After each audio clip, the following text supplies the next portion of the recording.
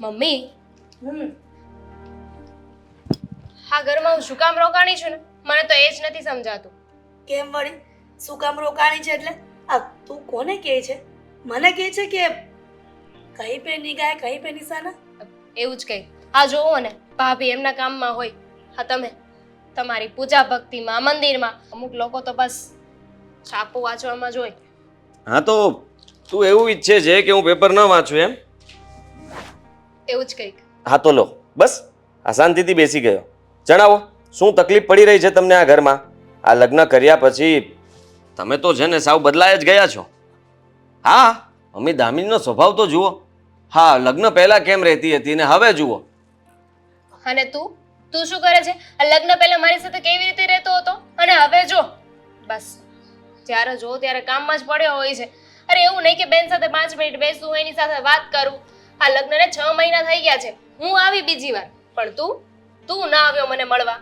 હા બેન એમાં એવું હોય ને કે જો હું તને મળવા આવ્યા કરું ને તો તને આ ઘરની યાદ આવે, અમારી યાદ આવે, અને પછી તું ત્યાં તારું મન ન લગાવી શકે એટલા માટે હું નથી આવતો. કઈ વાંધો નહીં, મારું મન છે ને લાગેલું રહીને એટલે હવે 2 દિવસમાં હું પાછી જઉં છું. હે દામિની રોકાઈ જાને હવે. અહીંયા રહીશ હું તો મને તમારા બધાની યાદ આવશે કે નહીં? પછી મારું મન મારા ઘરે નહીં લાગે. હા જવા વાળાને કોણ રોકી શકે? હે આદિ એવું શું કામ બોલતો હશે? આ તમે બંને ભાઈ બેન નાના હતા ને તો આવી રીતના ઝઘડો કરતા, પણ હવે તો બિચારી સાસરે વહી ગઈ છે. હવે તો પ્રેમથી વાત કર એની સાથે. તો પ્રેમથી તો વાત કરું છું. એમ પણ આ છે ને હવે મહેમાન કહેવાય. મહેમાન થોડા દિવસ સારા લાગે પછી આ છે ને રોકાવાના બાને મહિનો દિવસ ધામા નાખે ને એ વસ્તુ ખોટી કહેવાય. હવે તને નડે છે ને હું અત્યારે જ જતી રહું. એટલે એમ નથી કહેતો. હવે તું એમ જલ્દી ઉતાવળે જતી નહીં રહેતી. ખાલી હું તો બોલું છું. હું બોલું એ કરવું જરૂરી નથી હોતું ને. ના ના, તું તો મારો ભાઈ છે ને, તું કેમ મારે કરવું જ પડે. હા તો પછી તો અહીં જો રોકાઈ જા. હા રોકાઈ જાને. અને સાંભળ, આ 2 દિવસમાં જવાનું કહે છે, આનું કઈ નક્કી નહીં હો. આનું તો મગજ જેવું ફટકે ને એવું નીકળી હોતે ને જાય. હું એમ કહું છું કે ઘણા વખત પછી આ વધારે દિવસ રહી છે તો હું એમ કહું એક દાગીનો કરાવી દઈએ ને આપણે એને. ખાલી હાથે દીકરીઓને ન મોકલાય. દાગીનો? એની શું જરૂર છે? તું ચૂપ રહે. હું અને મારો દીકરો વાત કરીએ છીએ ને. હું કઈ સમજ્યો નહીં મમ્મી. અ, દાગીનો શેના માટે? એટલા માટે જ કે બેન દીકરીઓ અહીંયા સાસરેથી રહેવા આવે ને તો આપણી ફરજમાં આવે છે. અને આમ પણ દામિનીનું સાસરું તને ખબર જ છે ને કેટલું ધનવાન છે, તો એના લેવલમાં આપણે દાગીનો એક કરાવીએ ને તો પણ ઓછું કહેવાય. મમ્મી, થોડુંક તો વિચાર કરો. આ તમે જ બોલ્યા ને કે મારું સાસરિયું ઘણું પૈસા વાળું છે, તો હવે તમે આ દાગીનો કરાવી દેશો. મારે એની શું જરૂર? ઓલરેડી કેટલું પડ્યું છે સોનાની વસ્તુઓમાં. હું કંઈ પહેરતી નથી. ભલે, પણ અમારી ફરજમાં આવે છે માવતર તરીકે એટલે તો કીધું.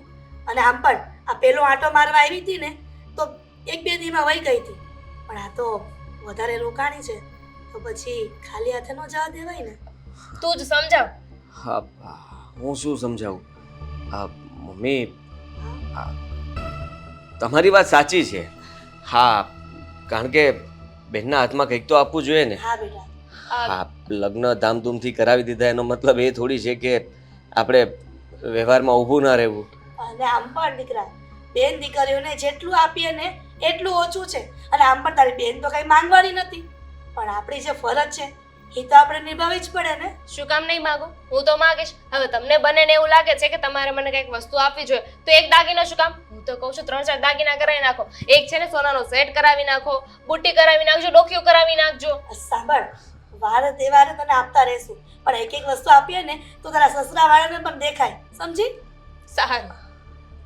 કંઈ વાંધો નહીં મમ્મી. હું મતલબમાં જલ્દી આપણે તમને જે યોગ્ય લાગે દામિનીને ગમે એવું કંઈ કરાવી આપશું. સારું. હા? હવે ખુશ ને? હવે ઝઘડો ન કરતી.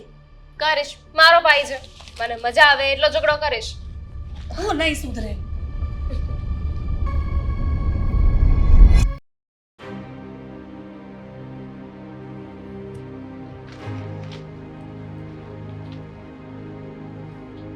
તમે શું થયું આદિ? મમ્મી શું મમ્મી? બહાર બેઠા હતા તો મમ્મી કહેતા હતા કે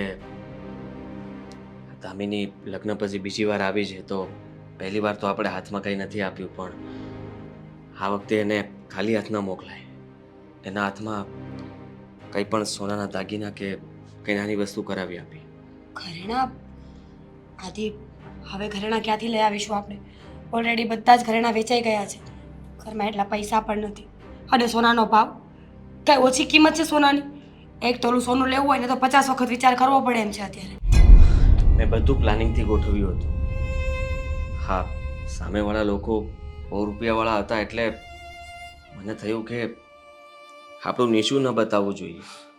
બેનના લગ્ન ધામધૂમથી કરવા છે, પપ્પાની ગેરહાજરી છે અને બેનને એમ ન થવું જોઈએ કે ભાઈએ મારા લગ્નમાં કચાશ રાખી. આદિ, આ લોન લઈને મેં એવું વિચાર્યું હતું કે બેનના લગ્ન પણ થઈ જશે અને હું હપ્તા સમયસર ભરી દઈશ ને.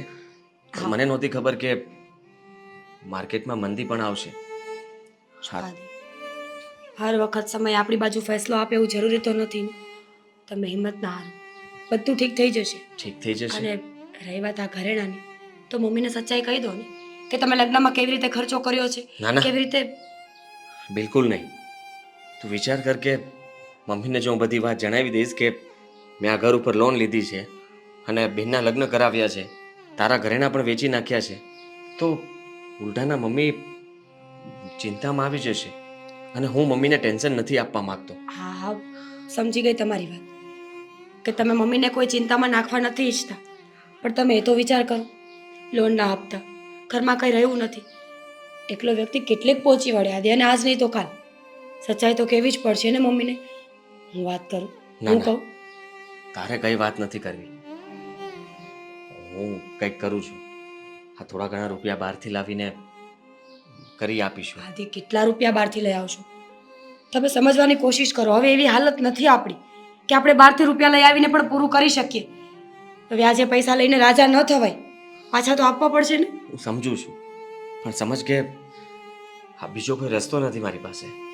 હું મારી બેનને પણ દુઃખી જોવા નથી માંગતો. એને પણ ખબર પડશે કે ભાઈએ મારા માટે થઈને આટલું બધું કર્યું છે તો બિચારી એ પણ કંઈ. ના ના, દામિની બેન બહુ સમજદાર છે. તમે થોડી વાત કરશો ને તો એ આખી વાત સમજી જશે. એટલા માટે જ એના મોઢે તો બિલકુલ વાત નથી કરવી. રહી વાત મમ્મીની, તો મમ્મીએ જે કહ્યું છે એ કરી નાખીશું. આ 2 મહિનાથી હપ્તા નથી ભરાણા એટલે બેંકવાળાના પણ ફોન ઉપર ફોન આવે છે અને એ લોકો પણ કહે છે કે જલ્દી હપ્તો ભરો. બાકી છે તો ધંધો પણ અત્યારે ઠપ પડ્યો છે, કોઈ માલ તો વેચાતો નથી. અને આદિ, પપ્પાને વાત કરું.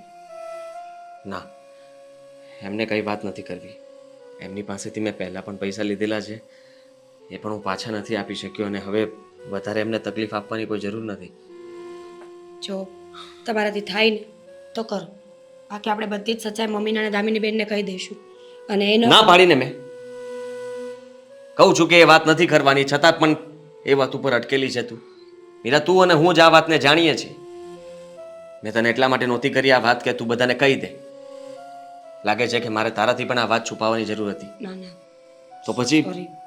સમજ તું કે આપણે બંને તો ચિંતા કરી રહ્યા છીએ, તો પછી બધાનો શું વાંક છે? શું કામ એ લોકોને પણ ચિંતા કરાવી? તમારી ચિંતા કરું છું, બાકી તું મારી ચિંતા નહીં કર. હા, હું કેથી પૈસાનું એડજસ્ટમેન્ટ કરી લઈશ અને આ પેલા સાહેબને પણ મળતો આવીશ, જેથી કરીને કદાચ જો એ લોકો મને મકાન ઉપર થોડી વધારે લોન આપે ને તો કંઈ થઈ શકે. આ બધું જ અટવાઈ ગયું છે. સારું કે મેં વિચાર્યું હતું કે અલગ ને થઈ રહ્યું છે કે અલગ. આ મિડલ ક્લાસ લોકોની લાઈફ જ આવી હોય છે. બધું પ્લાનિંગથી વિચારીને બધું કરતા હોય છે, પણ એવું કંઈ થતું નથી. સમયની સાથે બધું બદલાઈ જાય છે. હા, કારણ કે લાઈફને પ્રિટેન્ડ કરવા માટે હાથમાં કંઈ જ નથી. ફક્ત વિચારો કરીને જીવવું એ જીવન નથી. સચ્ચાઈ કંઈક અલગ જ હોય છે આદિ. હા, પણ but it's okay, I am with you. Thank you. ચાલ, હું જાઉં છું.